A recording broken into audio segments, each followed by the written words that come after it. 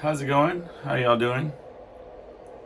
Welcome to another episode of Lost Like Mike. I am your host, Mike Gonzalez, hanging out with you tonight. Let me tell you, it's been a rough week. I had 2 back-to-back shows, plus the day job. But averaging like 3 or 4 hours of sleep for a couple days this week. Because of the shows being back-to-back. Normally we don't have Wednesday, Thursday, every day, but you can't turn down the shows when they come, okay? So, but a little housekeeping before we get started. Thank you all for subscribing, for telling friends, for slowly growing this podcast, and I appreciate all the comments, the emails to lostlikemike@gmail.com. It's lostlikemike@gmail.com. So keep on sending those ideas and different things. So if you listen to the podcast on either Spotify or Apple Podcasts or Google Podcasts or the audio only formats, I apologize last week. I have no excuse, but I uploaded the podcast and there was technical difficulties. I thought it uploaded and it did not. So in the middle of the week, I put it up, and when I looked at the analytics, I was wondering why I wasn't seeing any. I wasn't seeing the new episode at all. There was other older episodes getting views or listens or downloads, or whatever you call it, and turned out that I had not uploaded that episode. Only on YouTube people were being able to enjoy it. So I apologize for that. On the last episode, I essentially spent the entire episode talking about the children's book that I published, which is fine. I just didn't really want to get too much into it today. Just I wanted to mention that after I published the podcast, I put it out to the world right after a series of issues came up with the book again. So it's still currently only offered on Amazon. If you do check it out on Amazon, just look for Messy Pinky Puppy Needs a Bath. That's the name of the book. It looks like this. But all other platforms, there was they're still having issues with the formatting or getting it all sorted out. I paid somebody to do it, and that was fine, but that's why I paid somebody to do it, because the first formats were wrong. So it was just a matter of switching over the files, and that's where the problem's happening. Anyway, but I just wanted to mention that still struggling, having more problems. Not to mention marketing and all that stuff. It's a lot. That's what I've been doing this week, is looking at the best avenues to promote the book. I'm pretty proud of it, and I want the world to know about it. I want as many people to know about it. So it's just one of those things where I'm looking into reading blogs of parents and of teachers, or different ways of getting the word out about the book. But I had made a mental note that I really didn't want to get into the book today. So that's all I'm going to say about that today. The question came up as to why why I set up the camera to show me like a newscaster, and this is for the YouTube watchers of this podcast, the ones that watch and listen to the podcast. Obviously, if you're just listening to it, you don't care, but there's no real reason. And when I first set up the camera, that's just the way that I kind of found it sort of situated. I wouldn't put I do like having the option of putting images off to the side.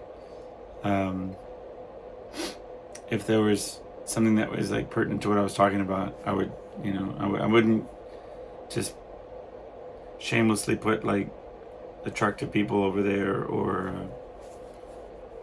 just to increase views, to get people to tune in to the YouTube version. But it's helpful to have that visual element every now and then, to be able to put it up. But yeah, when I first did the podcast, I didn't try to mess with lighting, and just I wanted to be able to reach the camera and mess with it, and just sort of ended up there. So no rhyme or reason. I do have my wonderful props, or my desk decorations, so it does give room for that. But if there was ever a guest or somebody I was talking to, yeah, it wouldn't be here. So that's not why. But to answer your question, hopefully that answers the question. Although, yeah, I kind of like the newscaster look anyway.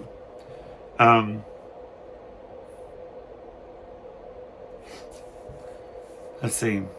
Earlier in the week, at my day job, I was in the cafeteria getting some things for my lunch, and I get up to the front where the cashier is, and she says, I've been wanting to tell you that you remind me of this movie star, and I can't figure out which one it is. It's, and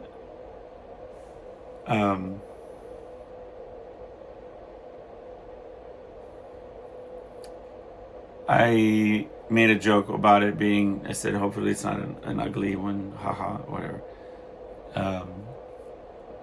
She's like, I don't know, I can't tell you. I don't know who this movie star is, but I'll try to remember. If you come back by, and I see you again, I'll try to have an answer for you. So, went about my day, came back the next day, and she says, man, I can't place it. And then she says, it's not James Gandolfini. And I said, wait a minute. He was like in the running as who you thought I looked like. It's like, no, it's and I said, you mean like a mobster or like a mob movie? And she was like, I don't know, I think so. I think he was in the movie, or he was in the thing with this person. And I was like, oh, cool. You think I look like a Sopranos character? That's great. For those listening to just the audio, let's just say I wouldn't have thought that I look like a mobster. I would really love to hear who you would think that I would look like. I IMDb'd the Sopranos cast. I don't see it, but yeah. So it was the instant flattery of thinking that somebody thinks you look like a movie star, and then subsequently finding out that they thought you look like one of the side characters in Sopranos. So, no, but James Gandolfini was in a couple of like big movies, right, with a bunch of stars. put in the comments below if you think that there's like any way that I could have taken that in any other way than I did.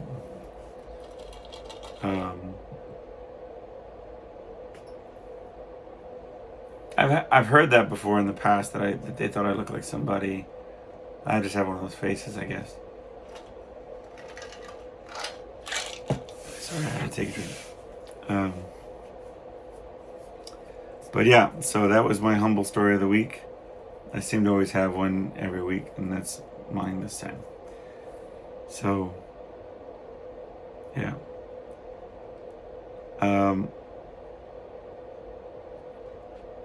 So, recently I've been thinking a lot about the expression having to wear lots of hats. And what does that even mean, right? I know what I think it means. Where you have to do different. You put on a hat, so to speak, to play the boss, and then you take the hat off and you put another hat on to play the doting husband, or the gentle father, or the aggressive person. It's a figure of speech having to do with playing multiple roles in any. Okay, for example, I had to take off my musician hat and put on my business hat when I was cashing out at the end of the night with a booking agent, just for example. But I was thinking about how my concept of that was shaped through my life.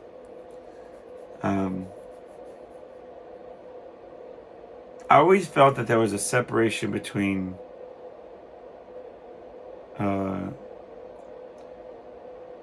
I guess who you are in social circumstances and who you are when you're like in school or at work. I remember I came up in a Catholic school, so it was all about uniforms and strict rules, and everybody was there, all. Now, I went to a Catholic school with a bunch of savages. Okay, I'll just put that out there.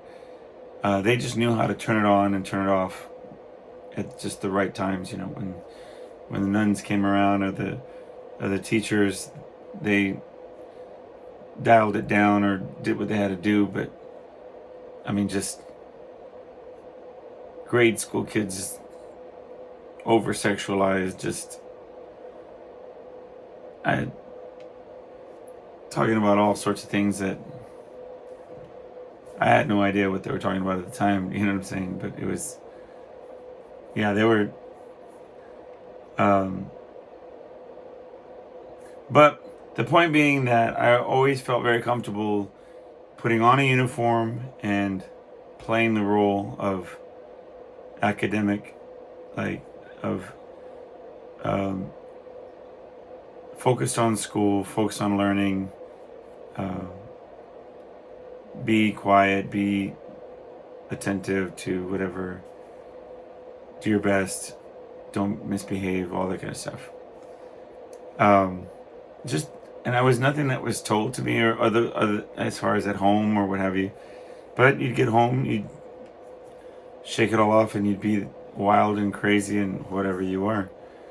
But out of habit, and I didn't, and this is kind of where this is all leading to, I really kind of dove deep into my psyche of how this division came to be, and what it meant as it developed in my life. When you flash forward to going to high school, and there was the first time there was a real conflict of character. So I actually really love school. Like, I love learning. It's something that I didn't wrap my mind around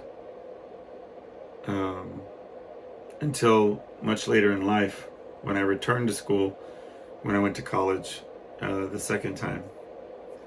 But I was a rock and roller, still am. I'm just saying, I was long hair and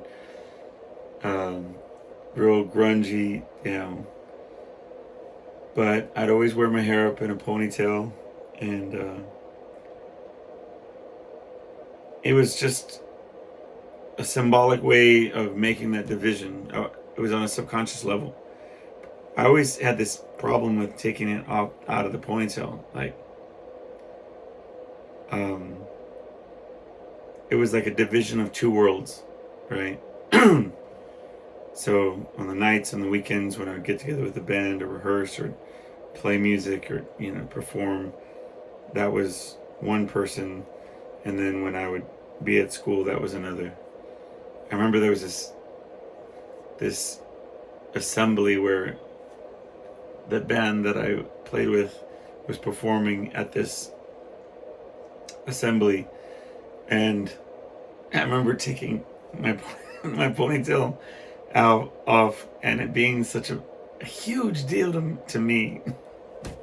It's so stupid, because I felt like it was a Clark Kent thing, like that people were gonna be like, "Who's that guy?" Not really, but in a way, I'm just being honest. I'm just telling the story. But such a clear, defined, distinct difference, to where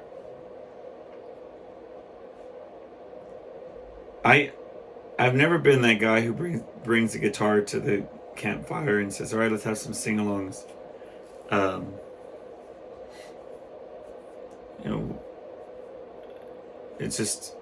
It was just different worlds. I remember being at an A&R representative walking on the streets of Austin. I was telling them to come check out the band we were doing this showcase, South by Southwest, and one of the A&Rs says, "Well, sing for me right now." And we were just walking on the street, and for some reason, it felt like it came to a head. Like, what do you mean, sing right now? I'm in a different mode right now. I'm not on stage. I'm not in the context of where I'm allowed to let that out. It's very strange, and I never understood it. And I don't even know if I'm grasping it right now. I feel like I'm just trying to understand it. But I remember many times at work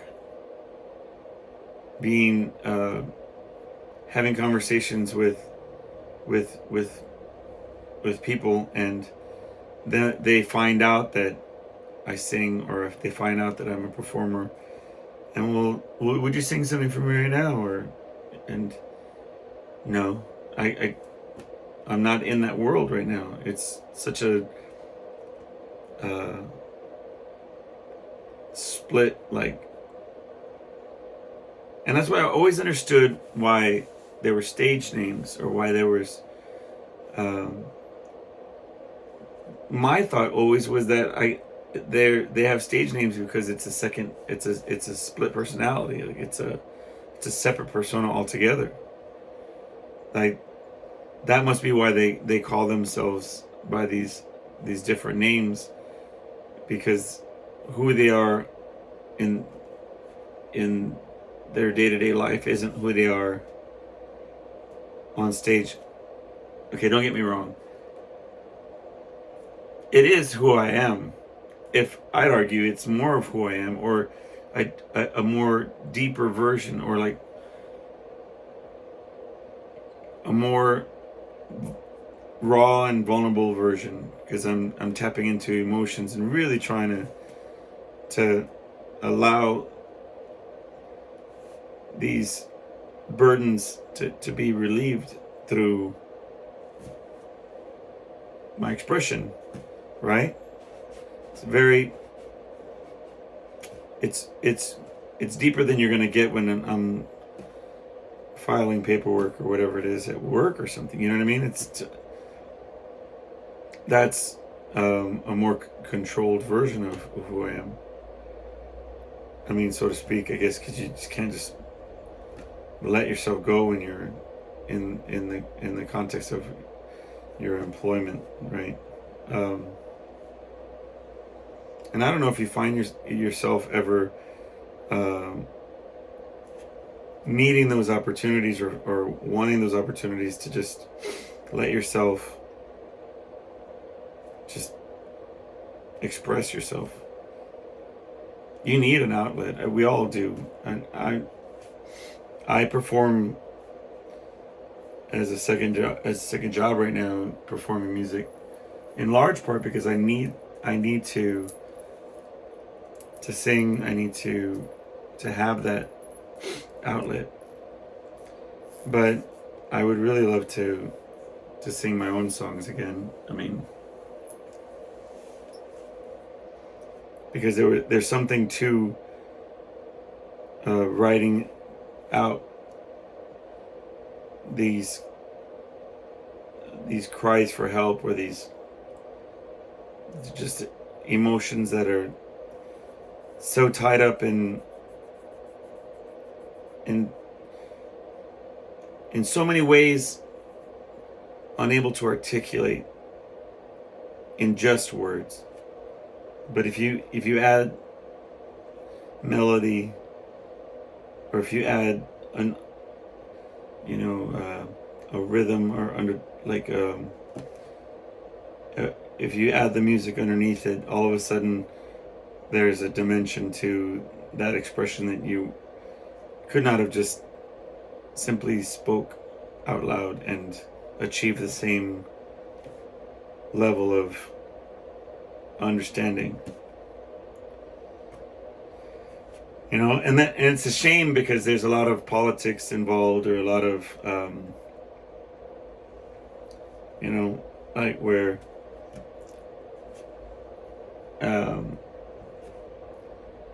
when you want to have a band, or when you want to have musicians back you up, or whatever the case is, it's, if you think it's a lot of work to write a book, I'm telling you, to orchestrate a show that you can stand behind and be proud of, it's very difficult. If you want to do it, to any degree of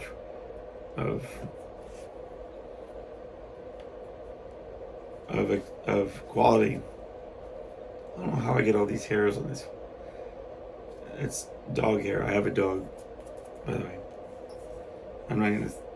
I'm picking off hairs, for those of you listening. I'm picking off hairs off the microphone, and I just said, I wonder where all these hairs come from, which, without adding that I have a dog, it sounds pretty gross. But anyway, I think that they're all you. They're all facets of your personality, all of my personality. And then, you ever hear somebody say, "Oh, they're just being real"? Like, that man, that dude knows how to be real. It's usually somebody who's being an ass, and they're like, "Man, that he's real. He told him what he really thinks." I think that's a cop out. I think that's not. That just means you're a dick. Like, I think it's quite easy to have no tact and no manners. I think it takes a lot of forethought to know when to know not to be just. It doesn't make you real to treat people poorly, right? But I think that people are more nuanced than that. So I feel like when I say that I'm going to be honest with you and I'm going to be real, unfiltered in certain respects, it's more of knowing that what I'm about to say or how I'm about to be is maybe not the most popular way to be. Maybe it's not the most politically correct way to be. It's just a little bit more of that sort of real, or that kind of unfiltered.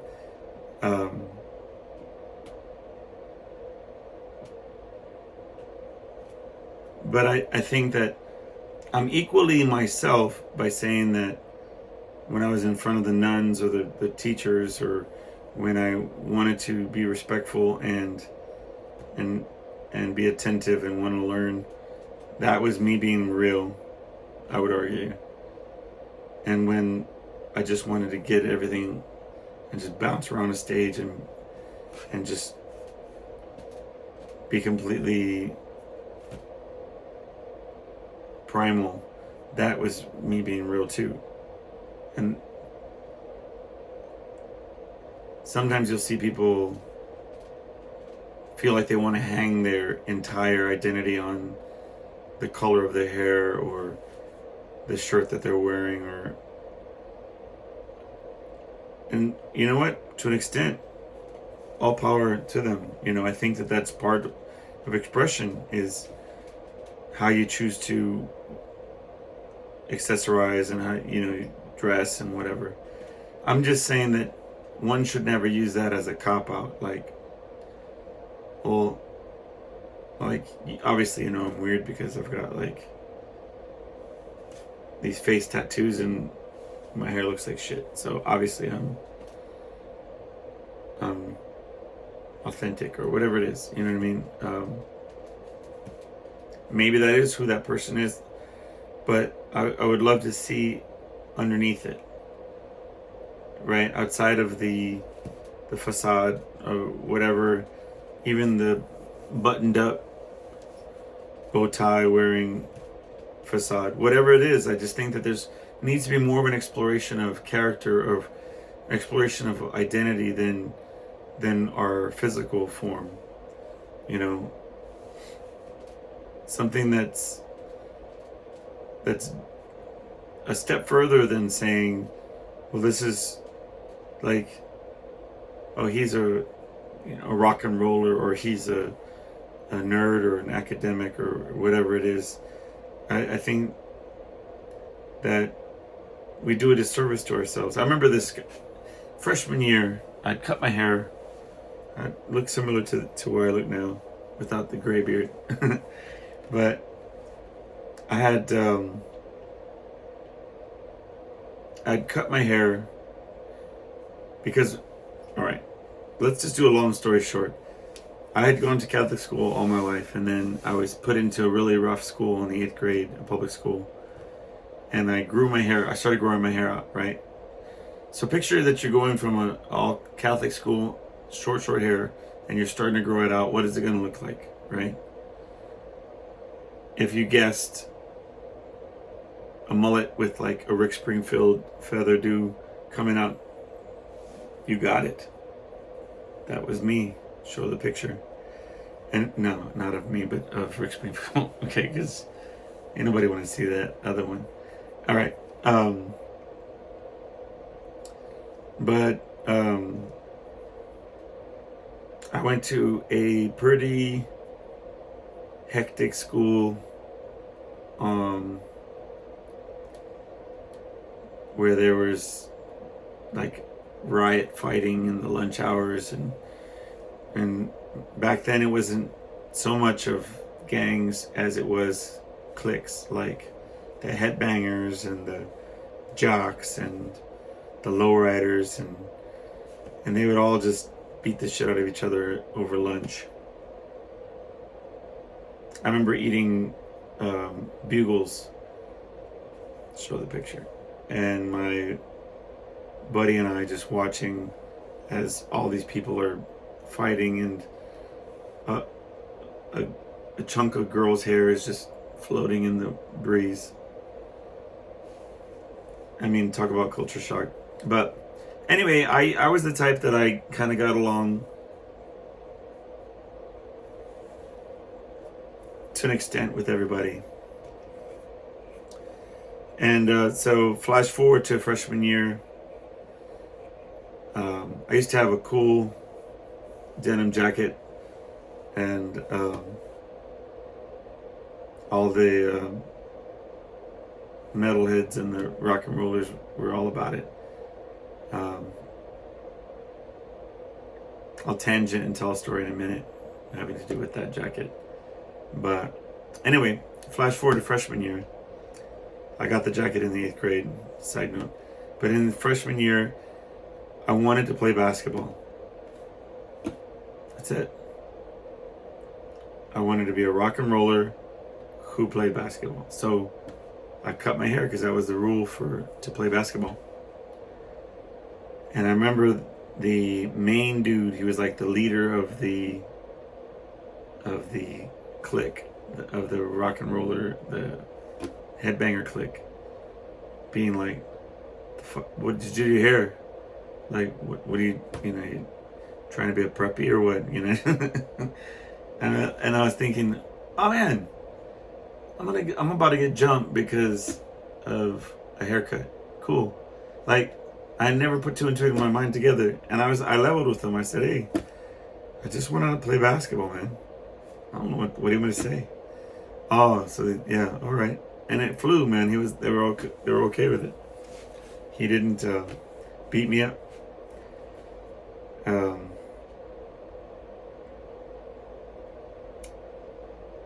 Anyway, but the side note on that denim jacket was in the 8th grade.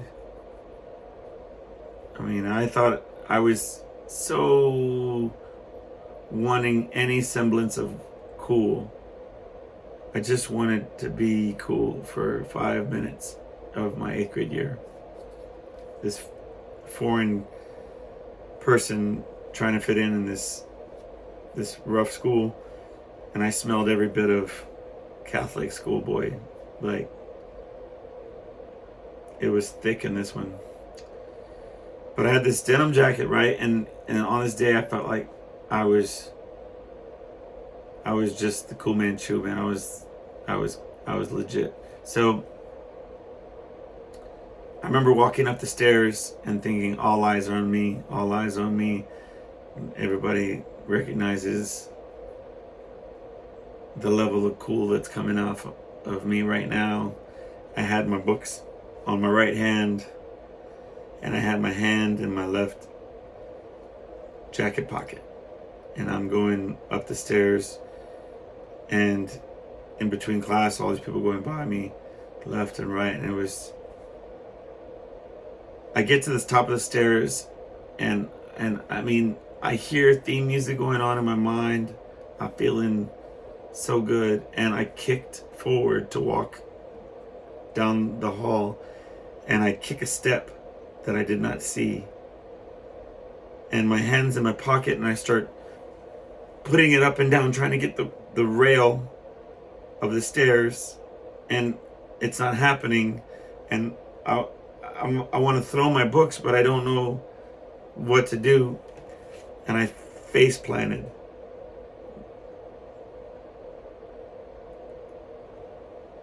In the middle of changing classes, everybody's everywhere. And I remember, and I don't remember many teachers' names, but Mr. Bird came down. You all right, son? No, man. No, I'm not all right. My face hurts, and I'm embarrassed. This sucks, man. Mr. Bird. Never forget that. Yeah, I've always looked for humbling experiences in my life, apparently. But, yeah, so...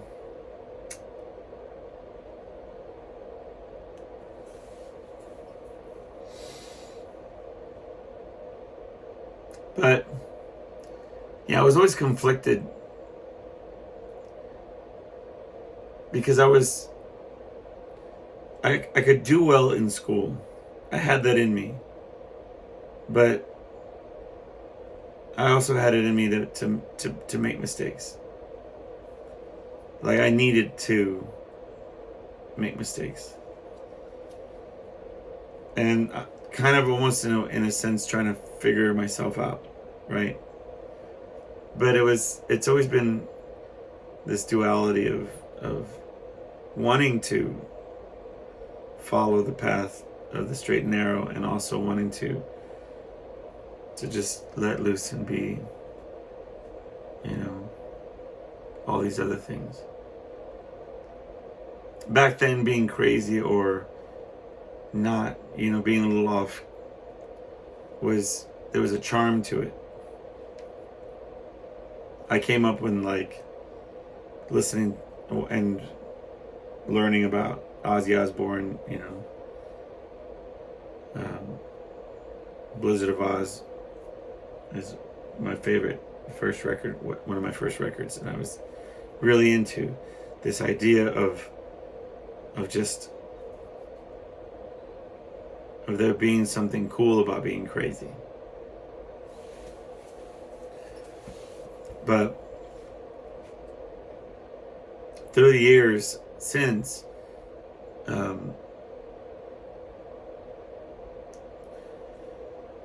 and dealing with my own issues with, my own mental issues with anxiety and depression or different things, I look back at some of the antics of wanting to be a little kooky or just, and it was not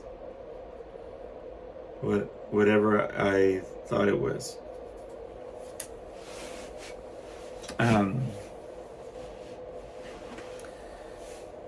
And I remember, like Alex Cooper, for example, he's always been very forthright about it being all a part of the show, right? But it's, it's just, it's all fun and games until you really are fighting with some of these internal demons, and it's not like the what you thought it was when you were watching these larger than life personas be that way. And I'm sure each of them were dealing with their own demons, but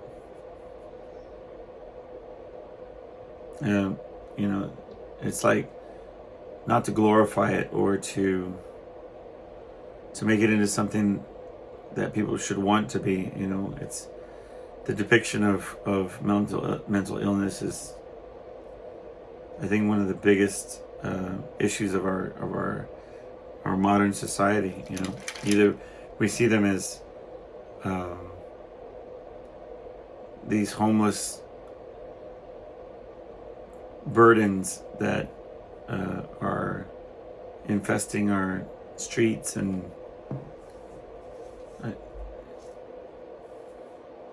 these people are suffering from things like addiction and schizophrenia, and they need help. They don't need to be ostracized or ridiculed for smelling bad and begging for change. It's weird, because I'll admit, when I'm walking the blocks to get to show downtown, and these people that are just talking to themselves and walking aggressively down the street like they're mad at the thin air in front of them, and you feel like and they could come at you, and it's unsettling, and you want to be weary of it, and you want to. It's no time to sit there and want to be sympathetic, but that's the reality of the situation, is that a lot of these folks are suffering, and they don't have the infrastructure or the home life that some of us are fortunate to have. I think if you're watching this episode, I spend most of the episode hiding in the corner. I'm sorry for that. It's just kind of where I feel like being today. It's I should put that the host of the show is the giraffe today because I'm sinking over here to the side, but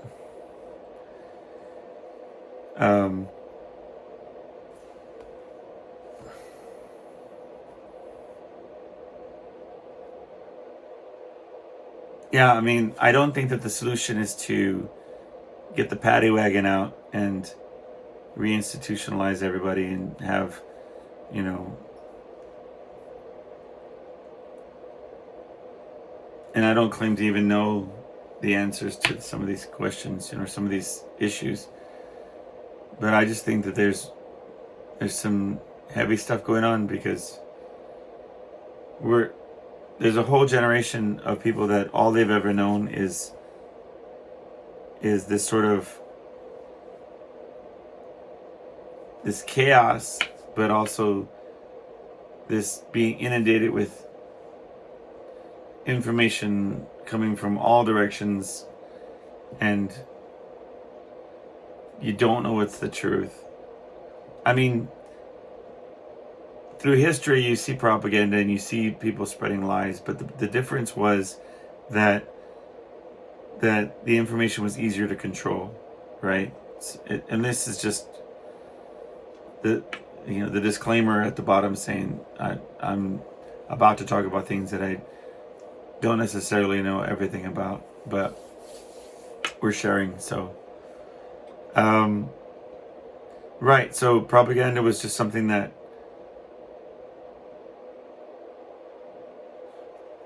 you can control more. So right now we're living in the information age. So if you watch the pendulum swing past the point of people don't have access to information or the truth, to look at your fingertips, you can find out anything at any given moment, to I could look on the internet right now and I could find contradictory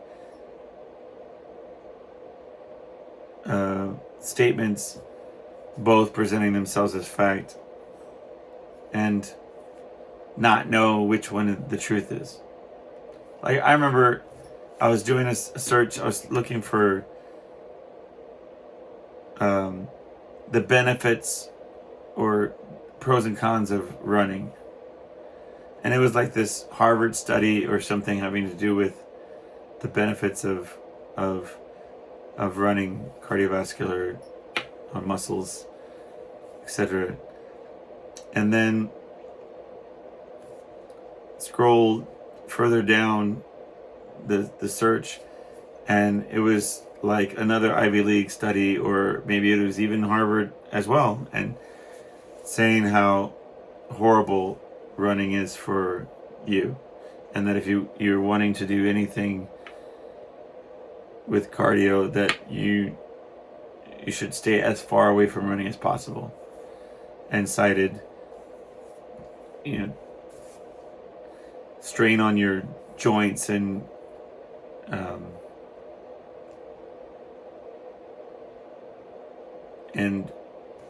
how swimming is far better, etc., etc.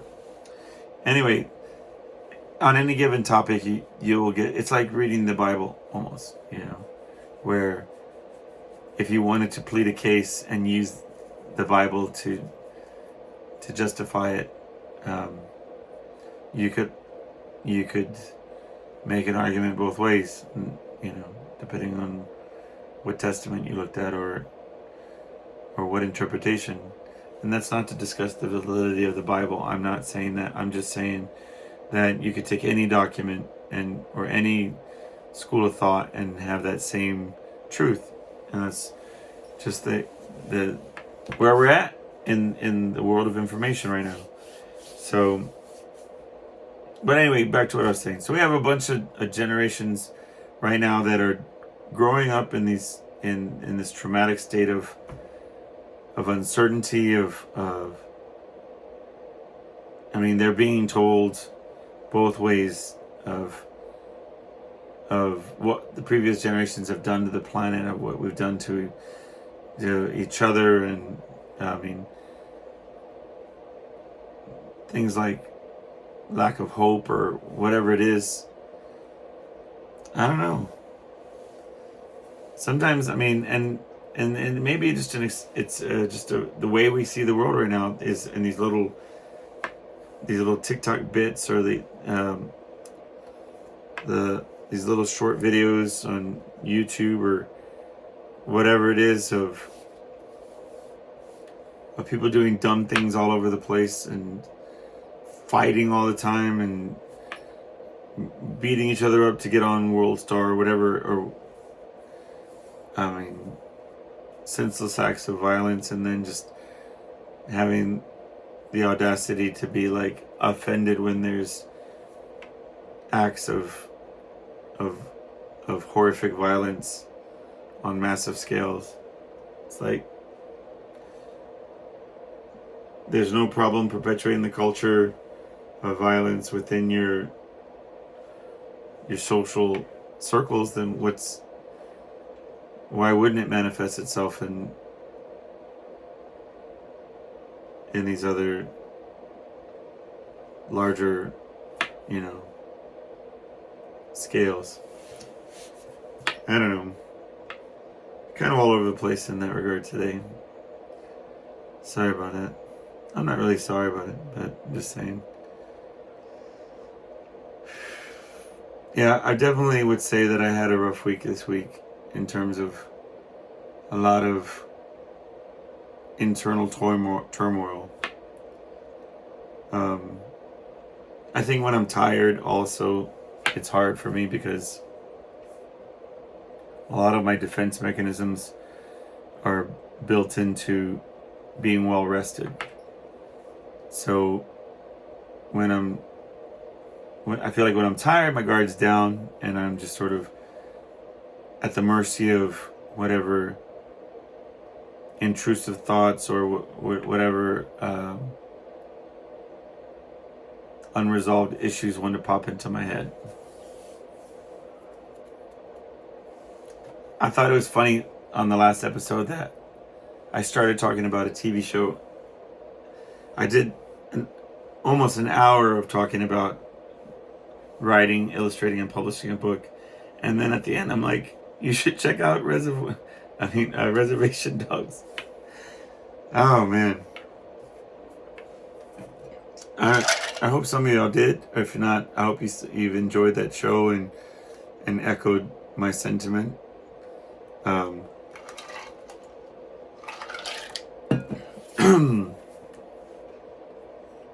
I don't want to only talk about heavy stuff all the time. I don't know that people would care about my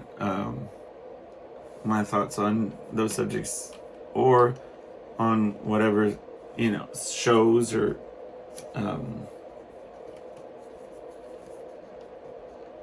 guilty pleasures that I have out there. If you want a culture shock, or like if you want something to be like, wow, that's a crazy snapshot, go back and watch shows from the 90s or from the early 2000s.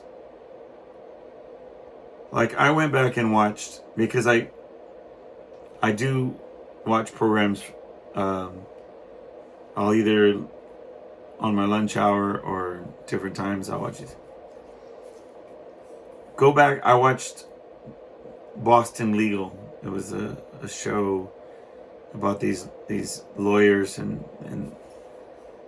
just listen to the dialogue having to do with the way they interact. The men interact with the women. It's just mind-blowing. And having grown up through all of those different time periods, it just goes to show that when you're in the context, when you're living in that time frame, certain things that are exacerbated now, and that you just, well, obviously you can't just, go up to a woman and say that, or whatever it is. Like, for example, they have a character in the show in Boston Legal where he wants to dress up as a woman. And they downplay it as him having some sort of identity issue. And how it's this sickness that he has to get over. If you ever just want to see this complete different time, binge watch an old show. Like right now I'm watching The Shield, because I remember they used to say that there was just like this groundbreaking TV show. But I mean, they drop all kind of racial slurs in it, and it was right after 9/11, so there's just horrible treatment of female officers, of like, it's just, I don't know that a show like that could have gone down the way that it was done then, but it's kind of interesting to put yourself in those time periods through these shows, because the shows had no idea what the future was going to hold. They were just representing, they were just time capsules of that period, snapshots of what was accepted and what was the norm back then. It's really fascinating to watch. It's one of my guilty pleasures. I like seeing that. There's certain shows that I can't watch. Like I remember there's a series that my brother watched right before he died, and he told me how he was stuck having to watch, and he watched this whole series, and it was a series that we really liked. And I would actually like to go back and watch the series, but something about, I just can't bring myself to watch it these days. Bums me out, man. But it was that show Psych, by the way. We got into this discussion about how the main character, the actor, had changed his name to get the job, and then he changed it back when they did the reboot. Anyway. But because of extenuating circumstance, he was forced to watch the entire series in this stuck place, and so it just left a bad taste in my mouth, so I can't watch it. On a side note, my mom gave me this antique, passed down dresser that we had growing up in our house when we were kids, and I was about to sandblast it, like sand it down and refinish the whole thing, and I'm going to do that because I want to keep it. I just want to re-stain it and everything, but my brother carved his name into the side of it, and so somehow I have to preserve that.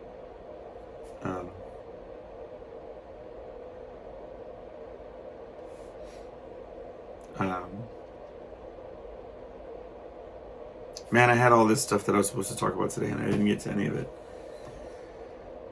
I just noticed that we're coming up on the hour, which incidentally, I'd love to talk a little bit more about the format for the show and segments, maybe to talk about things like I do want to tap into the health. I mean, I just got my my heart test thing that the phase 1 of it, and I had a whole thing about that. I wanted to show y'all.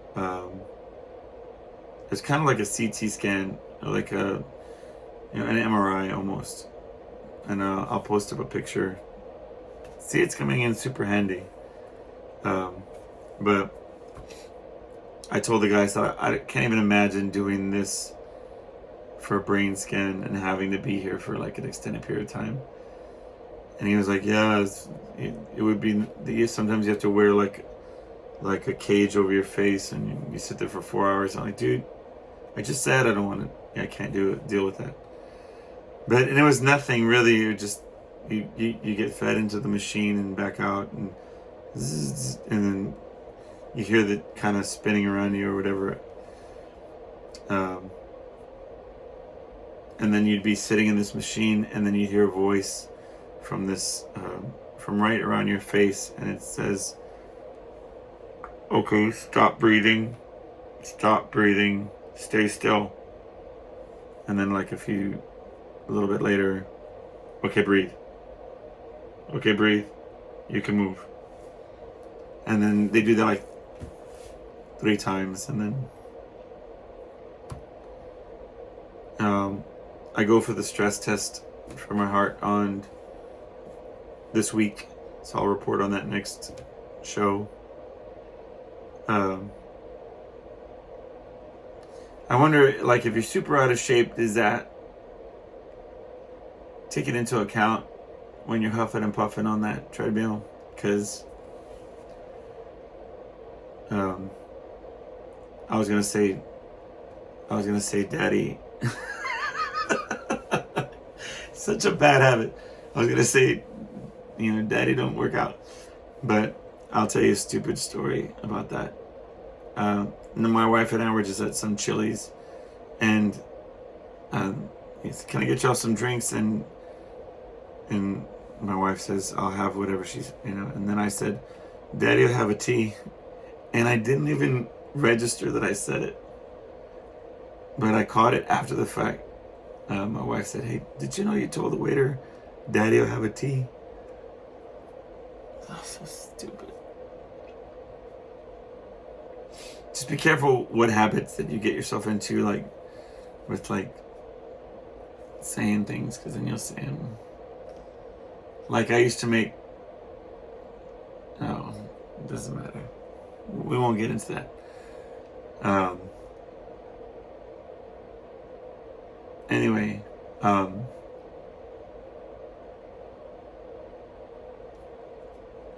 this was a weird one. Interesting episode. I saw some thing online where it said most podcasts will, I think, have, after the first episode, won't return. And that it has like these percentages. 20% won't come back after the first episode, and 80% won't come back, I don't know, after, 10 or 11. But personally, I enjoy it. I thank y'all for listening. I thank you for hanging out.